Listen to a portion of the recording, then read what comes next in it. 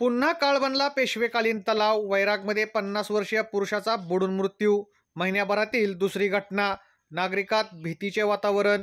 वैराग शहरालगत असलेल्या ऐतिहासिक मात्र सध्या मृत्यूचा सापळा बनलेल्या पेशवेकालीन गाव तलावात बुडून 50 वर्षीय पुरुषाचा मृत्यू झाल्याची धक्कादायक घटना बुधवारी सकाळी उघडकीस आली आहे. या तलावात 4 ऑक्टोबर रोजी एक स्त्री जातीचे अर्भक मृत अवस्थेत आढळले होते. त्यामुळे महिन्याभरातील ही दुसरी दुर्दैवी घटना आहे.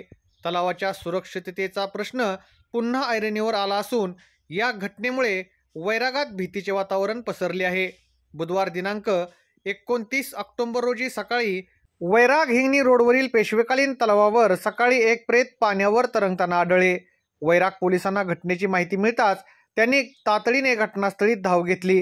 PSI Pratapsingh Jadhav, police constable Sharad Kamble, Akash Pawar, Rahul Patil यांच्या पथकाने घटनास्थळाची पाहणी केली. प्रेत बाहेर काढण्यासाठी समाधान ढेकळे, चंद्रकांत सूर्यवंशी तसेच आरोग्य समितीचे सभापती तथा वैराग नगरपंचायतीचे नगरसेवक नागनाथ वाघ यांनी मदत केली.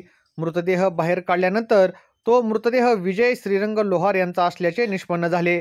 विशेष म्हणजे याच पेशवेकालीन तलावात अवघ्या 25 दिवसांपूर्वी म्हणजे 4 ऑक्टोबर रोजी एक स्त्री जातीचे अर्भक मृत अवस्थेत आढळून आले होते. महिनाभरात 2 मृतदेह आढळल्याने पेशवेकालीन तलाव आता मृत्यूचा तलाव बनला आहे का, असा संतप्त सवाल नागरिक विचारत आहेत.